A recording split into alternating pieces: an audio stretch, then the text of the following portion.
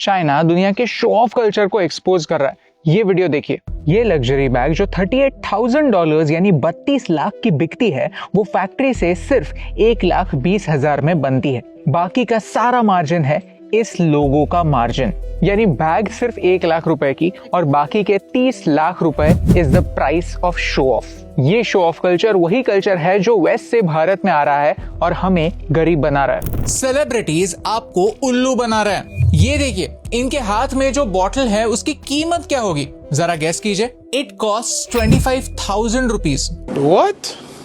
ये है Stanley cup, जो अमेरिका में तो $35 का यानी कुछ 3,500 रुपए का मिलता है, लेकिन इंडिया में 8,900 से स्टार्ट होता है और कुछ कलर्स तो 15,000 और 25,000 तक जाते हैं। और बात सिर्फ बॉटल्स की नहीं है। जब हम किसी सेलेब का स्नीकर कलेक्शन देखते हैं या फिर आईफोन के साथ सेल्फीज देखते हैं तो हमें लगता है अरे अगर हमें उनके जैसे बनना है तो हमें भी ये सारी चीजें चाहिए।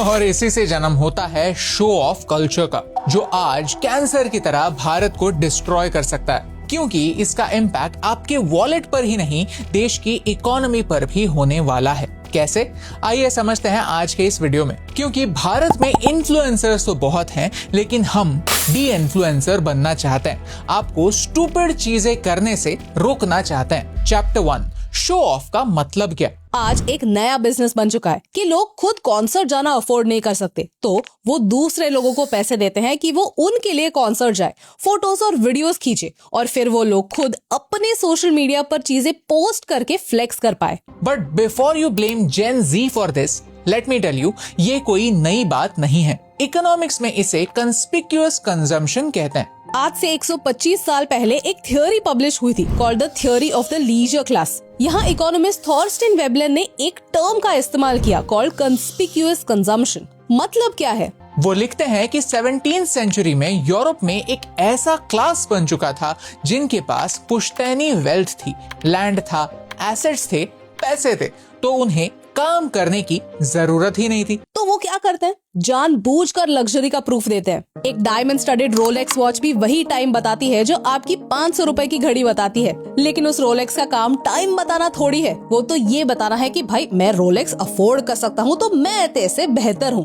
I am elite, I am better, I am an aristocrat। इसे स्टेटस सिग्नलिंग कहते हैं, जो आज भी आउट ऑफ फैशन नहीं है। इसीलिए हम देखते हैं कि किसी सेलेब का कार कलेक्शन, किसी की लैविश लाइफस्टाइल या फिर कपड़े जो कभी भी रिपीट होने नहीं चाहिए, ऐसा रूल है। जो लोग बड़े फैशन से स्टैनली कप को फ्लॉन्ट करते हैं, क्या उन्हें पता है कि अमेरिका में इन टम्बलर्स पर केस चल रही है कि इनके वैक्यूम इंसुलेशन में लेड है, जिसकी कोई वार्निंग नहीं दी गई है। ज्यादा पुरानी नहीं, दिसंबर 2024 की बात है कि इस कंपनी ने 2.4 मिलियन यानी 24 लाख कप्स रिकॉल किए थे, क्योंकि दुनिया भर में इनसे 38 बर्न इंजरीज हुई थी। Chapter 2, status games. Naval Ravikant की एक लाइन है, play stupid games, win stupid prizes. वो कहते हैं कि असली दौलत वही है जो पैसों से खरीदी नहीं जा सकती, वो कमानी पड़ती है। A loving home, a healthy body and restful sleep. लेकिन क्या हम वेल्थ के बारे में सच में ये बात समझते हैं?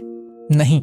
हमें बस यही लगता है कि जब तक हम ये नहीं जताते कि हम पैसे उड़ा सकते हैं, तब तक we are not successful. Western view of success क्या है? You have to project an image of success. If you want to be successful, fake it till you make it. और ये फोमो सोशल मीडिया का business model बन चुका है। जब भी सोशल मीडिया पर जाओगे तो आप देखोगे कि आपके दोस्त क्या मस्त लाइफ जी रहे हैं। कोई इटली में पिज्जा खा रहा है तो कोई कोल्ड प्ले के कॉन्सर्ट के फोटोज डाल रहा है। किसी ने नई ऑडी ली तो किसी के बच्चे भी हो गए जो शहर के बेस्ट इंटरनेशनल स्कूल्स में पढ़ते हैं, जिसकी महीने की फीस आपकी सैलरी की डबल है। फिर आपको लगता है कि आप ही हो जो पीछे छूट रहे हो। तो आप क्या करते हो?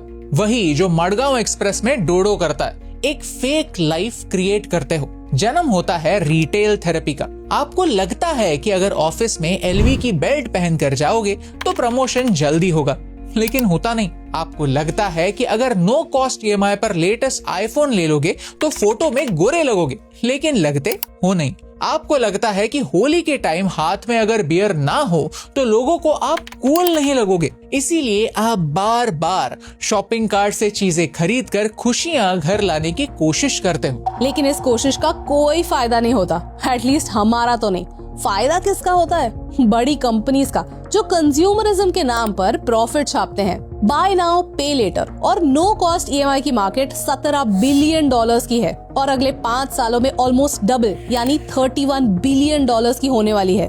आज 70% इंडियंस कर्जे में डूबना भी स्टेटस गेम में हारने से बेहतर समझते हैं। हम वेस्ट को ब्लाइंडली फॉलो कर रहे हैं तो उनके प्रॉब्लम्स भी अनडाउटेडली यहाँ पर आने ही वाले हैं। जैसे क्रेडिट कार्ड डेट। आज 48% अमेरिकन क्रेडिट कार्ड का बिल भी नहीं भर पाते। वो शॉपिंग के चक्कर में इतने डेट में डूब चुके हैं। ये प्रॉब्लम हमारे लिए एलियन है, लेकिन मार्क माय वर्ड्स, अगले 2-3 सालों में इंडिया में भी कॉमन होने वाला है। लाइफस्टाइल इन्फ्लेशन का ये ट्रैप कभी खत्म ही नहीं होता। डिडरो इफेक्ट की वजह से जब कोई आईफोन लेता है तो उसे लगता है एयरपॉड्स भी लेने चाहिए, फिर लगता है स्क्रीन छोटा पड़ रहा है, आईपैड भी लेना चाहिए, फिर लगता है एप्पल वॉच लूंगा तो वर्कआउट करते समय हार्ट रेट मॉनिटर होगा, फिर लगता है कि इतना सब ले ही लिया है तो मैकबुक भी ले ही लेता हूँ। डिडरो इफेक्ट इसे ही कहते हैं। Acquiring a new possession leads to a spiral of consumption that results in the acquisition of even more possessions.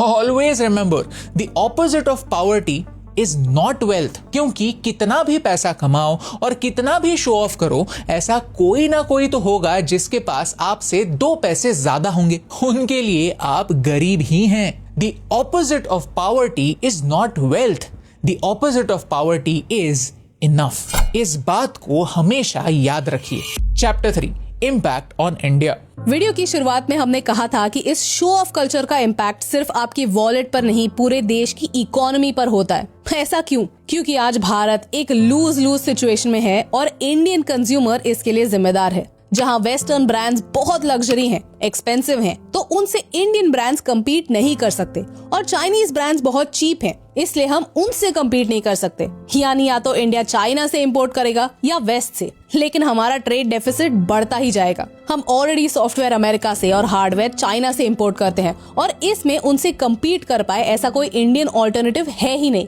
At least जहां ऑल्टरनेटिव है वहां तो इंडियन ब्रांड्स को इंफीरियर समझना बंद करते हैं। चाइना से सच में ये सीखने जैसी बात है कि जब ट्रेड वॉर शुरू हुई तो वहाँ के सारे फैक्ट्री ओनर्स एक साथ आए और उन्होंने टिकटॉक का इस्तेमाल एज अ वेपन किया ताकि वो वेस्ट की हिपोक्रेसी को एक्सपोज करें। ये है उनका नेशनलिज्म।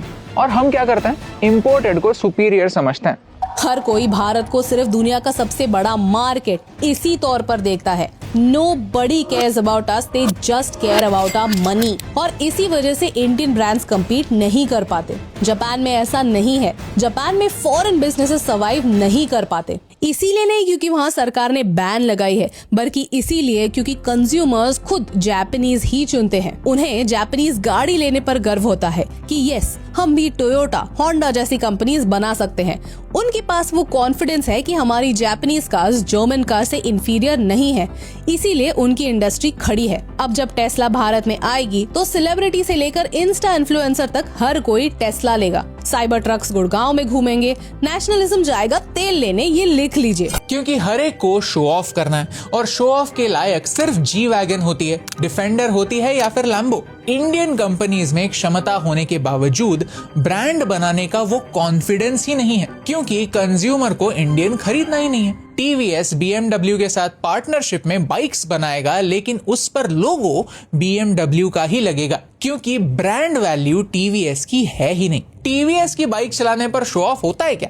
घंटा। इस कल्चर की वजह से हम उस माइंडसेट में अटक गए हैं कि जो इम्पोर्टेड है वही अच्छा है। इसलिए फल वाले भी हिमाचल में बने सेब पर इम्पोर्टेड का स्टिकर लगा देते हैं, नहीं तो वो बिकेंगे नहीं। Chapter 4 conclusion. फाइट क्लब मेरी फेवरेट मूवी है। उसमें एक लाइन है, We buy things we don't need with money we don't have to impress people we don't like। ये बात हमारे शो ऑफ कल्चर को एकदम परफेक्टली जताती है। तो हम क्या कर सकते हैं? खुद से बस 3 सवाल करने हैं। पहला सवाल, अगर मैं इसके बारे में इंस्टाग्राम पर पोस्ट ना कर पाऊँ, फिर भी क्या मैं इसे खरीदना चाहूंगी? स्टेटस गेम्स खेलना बंद कीजिए। याद रहे, कंस्पिक्यूअस कंजम्पशन यानी वो कंजम्पशन जो सिर्फ दिखावा होता है। आप पैसे मेहनत से कमाते हैं तो सिर्फ वो चीजें खरीदिए जो आपके लिए वैल्यूएबल हैं, आपके इंस्टाग्राम स्टोरीज के लिए नहीं। अगर आप सच में कोल्डप्ले के फैंस हैं, then sure go for that concert, but don't go to a concert just to show off on Instagram. दूसरा सवाल, क्या सेलिब्रिटी रियल हैं? देखिए, सेलिब्रिटीज को, इन्फ्लुएंसर्स को कई प्रोडक्ट्स फ्री में मिलते हैं ताकि वो उनके बारे में स्टोरीज वगैरह पोस्ट करे।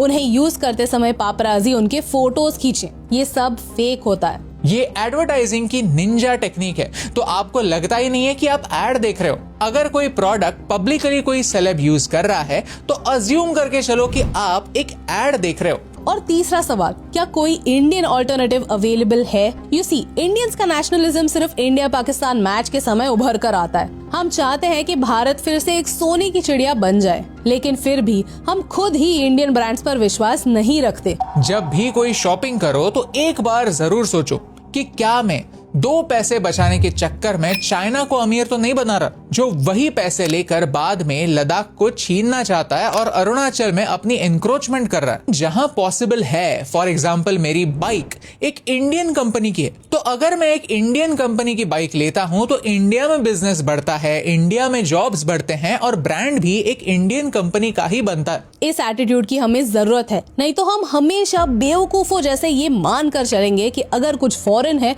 तो वो बढ़िया है।